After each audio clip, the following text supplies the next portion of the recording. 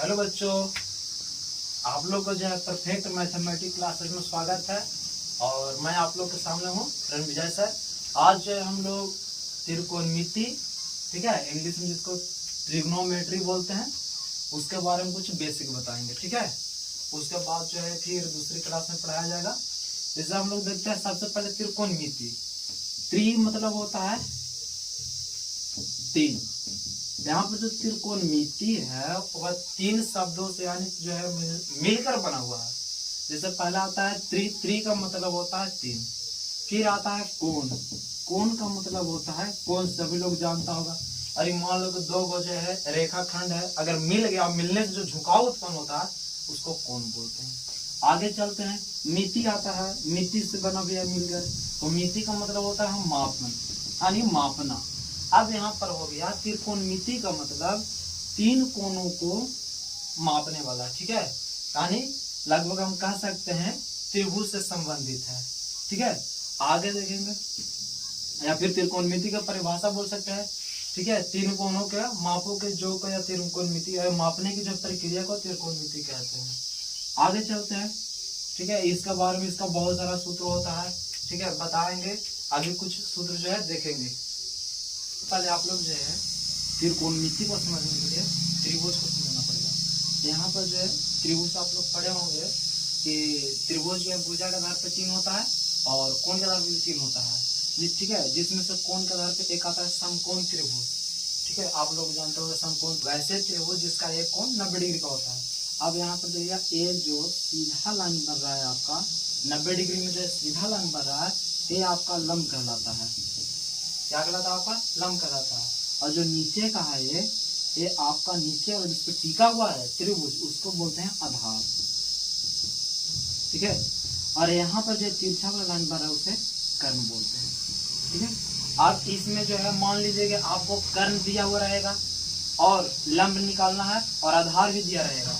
तो जब कर्ण और आधार दिया रहेगा लंब कैसे निकलेगा, या फिर लंब और आधार दिया रहेगा कर्ण निकालना है तो कैसे निकलेगा। ठीक है, चाहे तो आपको आधार या कर्ण रहेगा लंब निकालना है तो कैसे निकलेगा। तो कुछ इसका सूत्र होता है जो कि हम लिख देते हैं नीचे।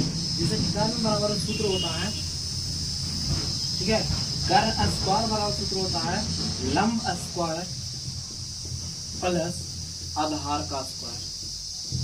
ठीक है, आप लोग याद रखिएगा, कर्ण का स्क्वायर बराबर सूत्र होता है लंब का स्क्वायर प्लस आधार का स्क्वायर, जिसको कि 8th क्लास में पढ़ने के लिए मिलता है आपको। ठीक है, पाइथागोरस पर में भी इसको बोलते हैं और यह पाइथागोरस ट्रिक भी बोलते हैं। आप लोग देखिएगा इधर से स्क्वायर हट जाएगा। ठीक है, तो कर्ण बराबर से खाली कर्ण बचेगा, स्क्वायर हटेगा तो कर्ण बचेगा। इधर से स्क्वायर हटा तो कहाँ चलेगा, उस तरफ जाएगा तो रूट चल जाएगा। तो उस तरफ है लंब का स्क्वायर, तो हो जाएगा लंब का स्क्वायर प्लस आधार का स्क्वायर। ठीक है, तो आप लोग देखिएगा कर्ण बराबर सूत्र क्या बन गया, लंब का स्क्वायर प्लस आधार का स्क्वायर। अब मान लीजिए कि हमको निकालना है, ठीक है, लंब बराबर सूत्र। तो देखिए लंब बराबर सूत्र कैसे बनेगा, आप लोग देखिएगा, लंब बराबर सूत्र हो जाएगा रूट अंडर कर्ण का स्क्वायर माइनस आधार का स्क्वायर। याद रखिएगा आप लोग, लंब बराबर सूत्र क्या होता है, कर्ण का स्क्वायर माइनस आधार का स्क्वायर। एक और आता है आपका आधार बराबर, तो उसके बराबर सूत्र देख लीजिएगा। आधार बराबर सूत्र होता है रूट अंडर, ठीक है, कर्ण का स्क्वायर माइनस लंब का स्क्वायर। ठीक है, आप लोग तीनों सूत्र को अच्छे से याद कर लीजिएगा, या आपको ये सूत्र याद रहेगा तो लगभग आपको उम्मीद करते हैं कि सभी बन जाएगा। ठीक है, कर्ण स्क्वायर बराबर लंब स्क्वायर प्लस आधार स्क्वायर, इधर से स्क्वायर हट जाएगा तो उस तरफ जाके कहाँ हो जाएगा, रूट चल जाएगा। कर्ण बराबर सूत्र बना जाएगा रूट अंडर लंब स्क्वायर प्लस आधार का स्क्वायर। अगर लंब को हमको निकालना है तो लंब बराबर सूत्र बना लेगा रूट अंडर कर्ण का स्क्वायर माइनस आधार का स्क्वायर। आधार बराबर निकालना तो होगा रूट अंडर कर्ण का स्क्वायर माइनस लंब का स्क्वायर। ठीक है, किसी को दिक्कत नहीं होना चाहिए, आप लोग ये सब जानते होंगे भी बेसिक। ठीक है, पहले भी बताया होगा आप लोग को। अगर इसके बाद जो कुछ सूत्र इसका होता है जो कि हम लोग देखेंगे। ठीक है, जैसे तुम लोग को पता होगा इसमें 6 फलन होते हैं। साइन होता है, साइन थीटा होता है, कॉस थीटा होता है, टेन थीटा होता है, ठीक है, कॉसेक थीटा होता है, सेक थीटा होता है और कोट थीटा होता है। इस सभी का वैल्यू भी होता है। साइन 0 डिग्री का वैल्यू होता है, साइन जो है 30 डिग्री का वैल्यू होता है, 45 डिग्री का, 60 डिग्री का, 90 डिग्री तक होता है। ऐसा और भी होता है लेकिन 90 डिग्री तक 10th में पढ़ना है। आगे देखेंगे, यहाँ पर साइन थीटा बराबर कुछ सूत्र होता है। साइन थीटा बराबर सूत्र होता है लंब बट्टा कर्ण। ठीक है, सूत्र अच्छे से देखेंगे। ठीक है, साइन थीटा बराबर सूत्र होता है लंब बट्टा कर्ण। कॉस थीटा बराबर सूत्र होता है आधार बट्टा कर्ण। सूत्र को ध्यान से देखेंगे। साइन थीटा बराबर अभी सूत्र बताया लंब बट्टा कर्ण होता है, और कॉस थीटा बराबर सूत्र होता है आधार बट्टा कर्ण। आगे आता है टेन थीटा। ठीक है, तो टेन थीटा बराबर सूत्र क्या होता है, तो टेन थीटा बराबर सूत्र हो जाता है लंब बटा आधार। याद रखिएगा आप लोग, लंब बटा आधार होता है। और एक 3 और फलन होते हैं जो इसका सीधा उल्टा होता है। जैसे साइन का उल्टा आ जाता है तुम्हारा कॉसेक थीटा। साइन का उल्टा कौन आ जाता है, कॉसेक थीटा, जो कि उल्टा है। किसका उल्टा है, याद रखिएगा, साइन थीटा का जो उल्टा है कॉसेक थीटा फलन। तो यहाँ पर सूत्र भी कहाँ हो जाएगा, उल्टा हो जाएगा, यानी कर्ण चला जाएगा ऊपर में और लंब कहाँ आ जाएगा, नीचे चला आएगा। ठीक है, आगे आता है कॉस थीटा। कॉस थीटा का उल्टा में आता है सेक थीटा। याद रखिएगा आप लोग, कॉस थीटा के उल्टा में कौन आता है, सेक थीटा। और सेक थीटा का सूत्र क्या बनेगा, तो सेक थीटा का जो जिसको याद रहेगा कॉसेक थीटा का सूत्र, उसको बन जाएगा। ताकि इसका कर्म को ऊपर कर देंगे और आधार को कहाँ कर देंगे, नीचे, सूत्र बन जाएगा। ठीक है, अब क्या आप लोग बोलिएगा कि ऐसे क्यों करेंगे, तो ऐसा इसलिए करना है क्योंकि कॉस थीटा का उल्टा होता है सेक थीटा, तो उल्टा हो गया तो सूत्र क्या हो जाएगा, उल्टा होगा ना, तो उल्टा कर दिए। अब आ जाता है टेन थीटा। टेन थीटा का जो उल्टा कौन होता है, कॉट थीटा। टेन थीटा का उल्टा कौन होता है, कॉट थीटा। और कॉट थीटा का सूत्र क्या होगा, तो जो टेन का होता है उसका उल्टा हो जाएगा, यानी आधार बटा लंब हो जाएगा। ठीक है, आधार बटा लंब। किसी को दिक्कत है इसमें, ठीक है, ये 6 फलन है। साइन थीटा आ गया तुम्हारा, कॉस थीटा आ गया, टेन थीटा आ गया, कॉसेक थीटा आ गया, सेक थीटा आ गया और कॉट थीटा आ गया, जिसमें सभी का सूत्र लिखा हुआ है। अब आप लोग इसमें बोलिएगा लंब क्या है, कर्ण क्या है, आधार क्या है।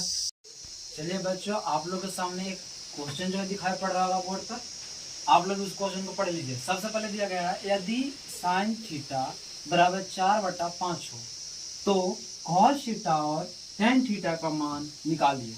अगर मान लीजिए कि आपको एक फलन का मान दे दे रहेगा, 2 फलन का मान निकालना है, 3 फलन का मान निकालना है, 4 फलन का मान, 5 फलन होता है ना, 6 फलन होता है, टोटल एक फलन दिया हुआ है, तो 5 फलन बचा ना आपको। 5 फलन का मान निकालो तो कैसे निकालेंगे, सबसे पहले जिस फलन का मान दे ले उस फलन को हम लिख देंगे। साइन थीटा का मान दे ले, साइन थीटा का लिख देंगे।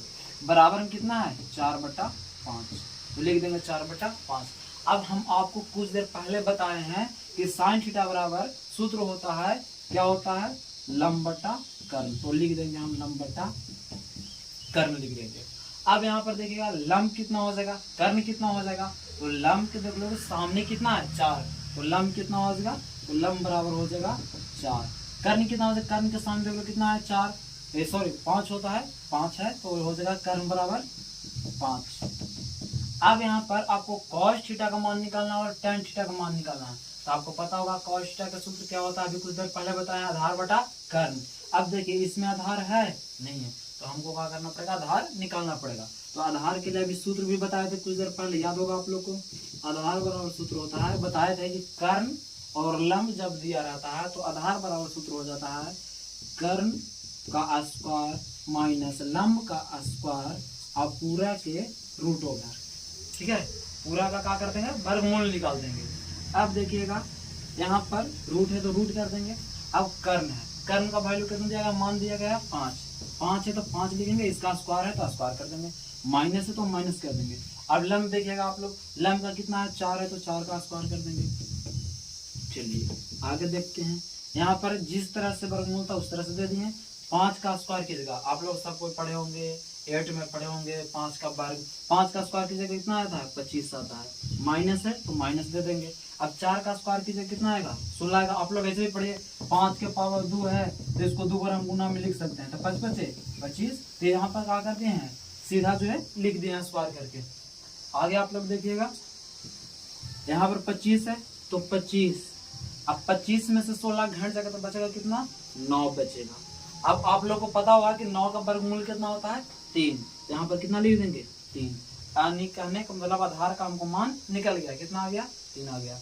अब उसके बाद देखेंगे कॉस थीटा का मान निकालना था, कॉस थीटा बराबर सूत्र का होता है, तो cos थीटा बराबर सूत्र होता है आधार बटा कर्ण, तो लिख देंगे आधार बटा कर्ण लिख देंगे। अब देखिए आधार का मान अभी कितना निकल गया है, अभी आधार का मान निकाले जो कि 3 है, यहाँ पर आधार की जगह पे लिख देंगे 3।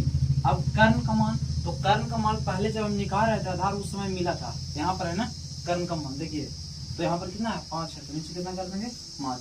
इस तरह से आपका cos थीटा का मान निकल जाएगा। उसी तरह आप कहाँ करेंगे, तो tan थीटा जो है उसका हम लोग मान निकाल लेंगे सूत्र लिख के। तो यहाँ पर tan थीटा बराबर सूत्र हो जाता है लंब बटा आधार।